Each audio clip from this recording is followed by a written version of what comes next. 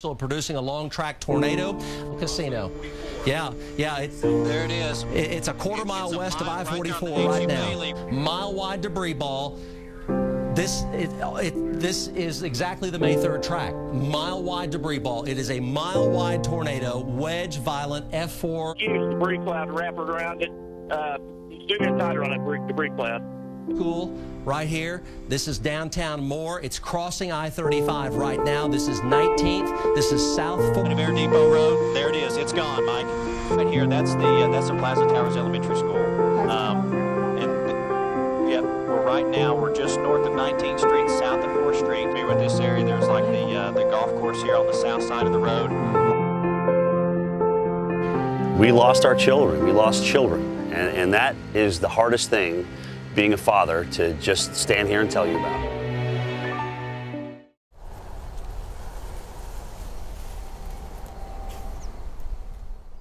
Oklahoma, a state that has seen many tornadoes throughout history. One larger suburb in the OKC metro knows that all too well, Moore. A town that in the last 25 years has seen 7 tornadoes, including 2 F5/EF5s.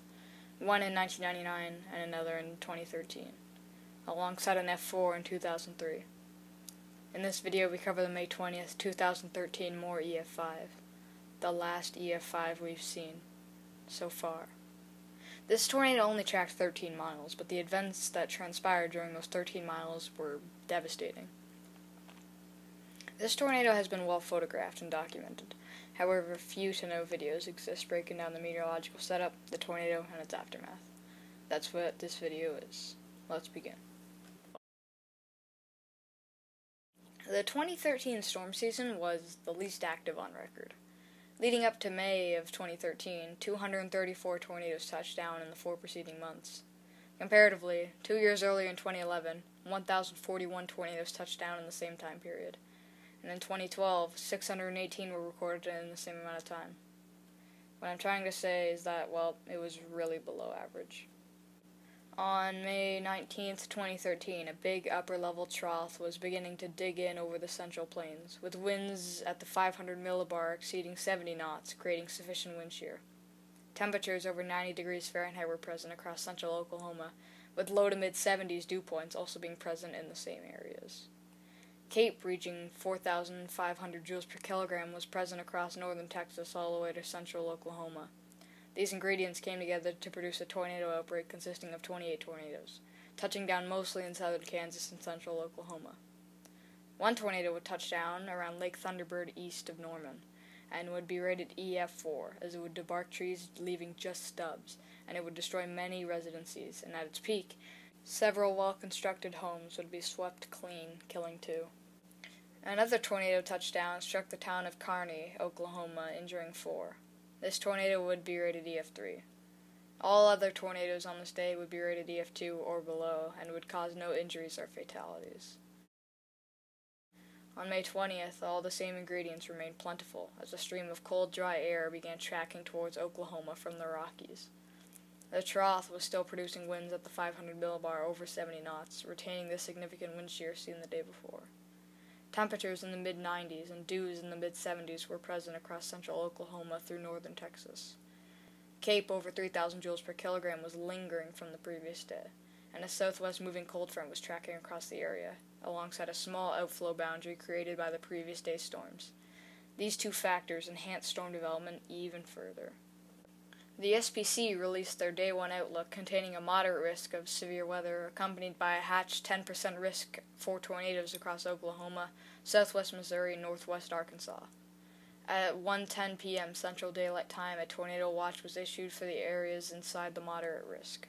The thunderstorm that eventually produced the tornado developed less than 1 hour after the tornado watch was issued, around 2 p.m. Central Daylight Time, across northern Grady County. Its rapid intensification resulted in the National Weather Service Forecast Office in Norman issuing a severe thunderstorm warning for northern Grady, northwestern Cleveland, northern McLean, and southwestern Oklahoma counties, which included some of the OKC metro at 2:12 p.m. Central Daylight Time.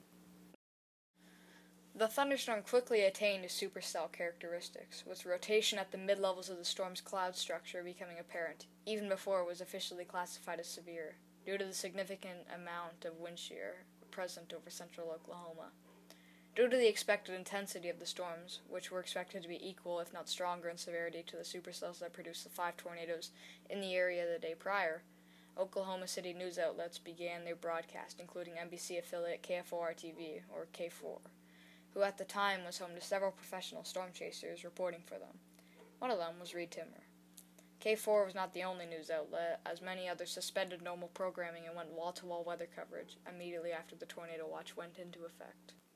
These news channels suggested that peak activity would be around 2 to 3 p.m., which had many parents worried, as this was when school would be starting to let out. At 2:40 p.m. Central Daylight Time, as rotation in the supercell was increasing at the cloud base, a tornado warning was issued for far northeastern Grady, western Cleveland, northern McLean, and southern Oklahoma counties, as the storm approached Oklahoma City metropolitan area. Around 2:50 p.m. Central Daylight Time, a funnel cloud could be seen near Newcastle as it headed northeast. And right there, zoom in. Come back to your left, iris up. There it is, Mike. There it is. If that is a tornado, there it is. It's right there on the ground. That's the clearest definition that we've seen from the air. At 2:56, the tornado hit the ground in Newcastle and began its reign of terror. The tornado very quickly intensified, with several power flashes and EF1 to EF2 damage occurring near the Walmart in Newcastle. After crossing the Canadian River, its path began to deviate more to the east as it intensified to an EF3. It continued east-northeast as it further intensified to EF4 as ground scouring was present and many homes just outside of Moore were leveled. A vehicle frame, engine block, and various other vehicle parts were found tangled within a grove of completely debarked trees in this area. As the tornado began to cross into South Oklahoma City, a traffic jam had occurred for a stretch of several miles along Santa Fe Avenue, as residents attempted to either escape from or pick up their children at schools located near the tornado's path. At 3:01 p.m., a tornado emergency was issued as debris ball began appearing on radar. All of this occurring as the tornado could be seen live from the helicopter on KFOR. The tornado weakened briefly to an EF3 before re-intensifying to an EF4 near Foreman Drive, flattening several homes as it moved through mostly rural areas south of Southwest 149th Street. As the tornado struck an oil production site, 4 oil tanks were blown away, one of which was never found. The others were thrown considerable distances. One was thrown a mile away. The tornado maintained its intensity as it struck the Orr family farm and the Celestial Acres horses area, where 100 horses were reported to be killed, some being tossed into and tangled in downed power lines, or just thrown on top of nearby buildings. Several horses that survived the tornado suffered severe injuries, with some being impaled by tree limbs or boards, which is just horrifying stuff to think about. The property had the ground scoured to the soil. The main structure was absolutely annihilated, with some of the debris being granulated. Surveyors initially thought this area had EF5 damage, but it was revoked due to the structural integrity being questioned.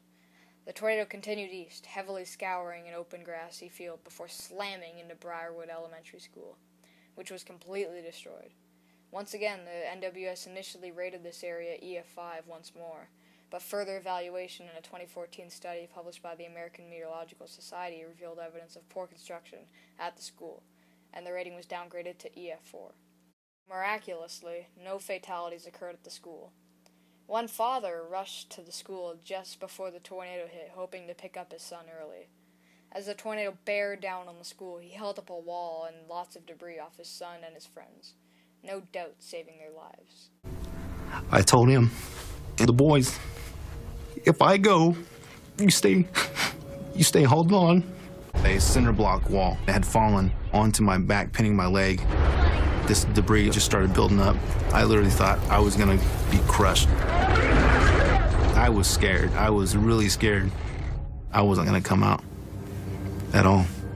Past Briarwood Elementary, the tornado intensified even further and entered densely populated areas of western Moore, including the Westmore subdivision, where many well-built anchored bolted homes were flattened at EF4 intensity, and 2 were swept clean from their foundations, with damage at those 2 homes being rated EF5. The tornado continued generally northeast at EF4 strength, completely debarking trees and leveling entire neighborhoods. Many homes were flattened in neighborhoods to the east of South Santa Fe Avenue. One anchor-bolted home that was reduced to a bare slab in this area was initially rated EF5 again, but was later downgraded to EF4 as closer inspection of the foundation revealed that the anchor bolts were missing their nuts and washers. This seems to be a common theme of many of the structures seem to have corners cut when building them. The tornado then destroyed Plaza Towers Elementary School at EF4 intensity, where 7 children were killed when a cinder block wall collapsed on top of them. The fact that this many children were killed was perhaps the biggest tragedy of the tornado. More than a dozen homes in a subdivision just south of the Plaza Towers Elementary were swept cleanly away, though they revealed to have been nailed rather than bolted to their foundations, and the damage in the subdivision was subsequently rated EF4. Though the tornado was likely extremely violent, as lawns in this area were completely scoured down to the bare soil.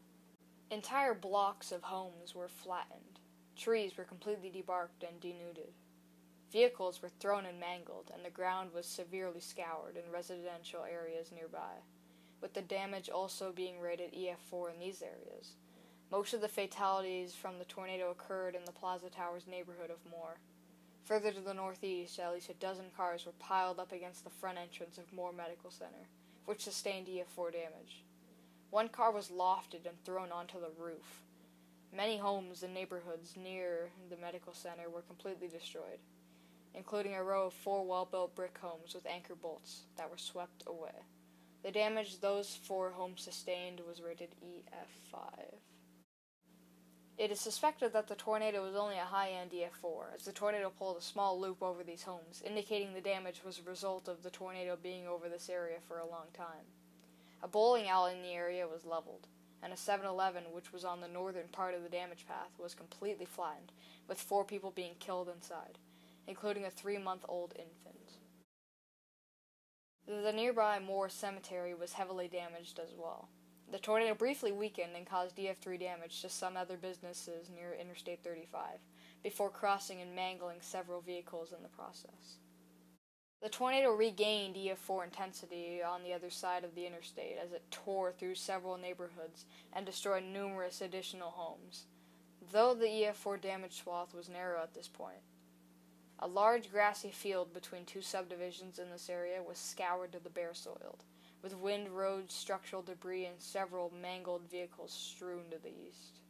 One brick home on Hunter's Glen Court sustained EF5 damage, with only the slab and anchor bolts remaining. Very little structural debris or house contents was recovered from that residence, and a small amount of debris that remained was thrown well away from the site. The tornado continued through Moore's eastern neighborhoods. Highline East Junior's High main building was spared, but separate gymnasium building was completely destroyed, and a set of lockers from the structure was lofted and thrown a considerable distance into a nearby neighborhood. The Moore Public Schools Administration Building, a converted former hospital located a few blocks to the east, was also struck and destroyed. Despite shrinking in size, the tornado remained as an EF4 as it continued through residential areas. A well-built anchor-bolted home at the corner of Heatherwood Drive and Southeast 5th Street was reduced to a bare slab, sustaining EF5 damage. After inflicting this damage, the tornado rapidly weakened as the tornado weakened to EF3 strength and exited the most populated parts of Moore, destroying 6 industrial buildings and damaging 2 others. A final small area of EF4 damage was noted nearby as 2 homes and a concrete building were leveled. The tornado then began to rapidly narrow and weaken, snapping and uprooting several trees and causing EF2 damage to a farm just east of Moore, where the house lost its roof and an outbuilding was destroyed. A pickup truck slid 200 feet away from the farm into a field while remaining upright. The violent updrafts in the supercell that produced the tornado lofted debris from homes and other buildings and more, at least 10 miles outside of the tornado's outer circulation, with reports of various objects and personal possessions being found as far as Midwest City. At 3:35 p.m., the tornado lifted, as KFOR had just shown and broadcasted the whole tornado to the entire public. Right now, and it looks like it's roping out at Air Depot Road and I'm going to say 134th Street, right in that area. So, man, look at that rope on that thing. It's Yeah, That's it's going to incredible dance here right for there. a while. The whole updraft there is constricting and shrinking. It's going to sit there and dance for a while. The wind in that still could be F4 criteria, but it's just literally about 100 feet wide now. The tornado directly killed 24, with 2 others being indirectly killed during its 39 minutes and 14 miles on the ground. $2 billion in damages was inflicted by the tornado's 210-mile-per-hour winds. The aftermath the tornado left was appalling. Scars from the tornado exist physically on the earth and on many people to this day. The emotional damage by those affected was very serious. On May 6, 2018, nearly 5 years after the tornado, a 14-year-old survivor who suffered post-traumatic stress disorder after losing 7 of his friends at the Plaza Towers Elementary School committed suicide. 37 other tornadoes touched down, however they would all be EF2 or below. To conclude, the 2013 Moore, Oklahoma tornado would become the last EF5 tornado we've seen to date. It was violent, and it is very well known, but not much else can really be said. It has no notable factors like Gerald. Instead, it was just a horrific tornado that left behind catastrophic destruction and suffering. If you enjoyed the video, consider liking and subscribing, as these videos take tons of time to research, script write, and edit. I'm trying to hit 1K subs, and if you could help me on that goal, I would appreciate it. I also just made a Discord server, and I have no idea what I'm doing on there. If you want to keep up to date with my channel and talk about anime, weather, and whatnot, then I guess you can join. That's pretty much it. Thanks for watching. Goodbye.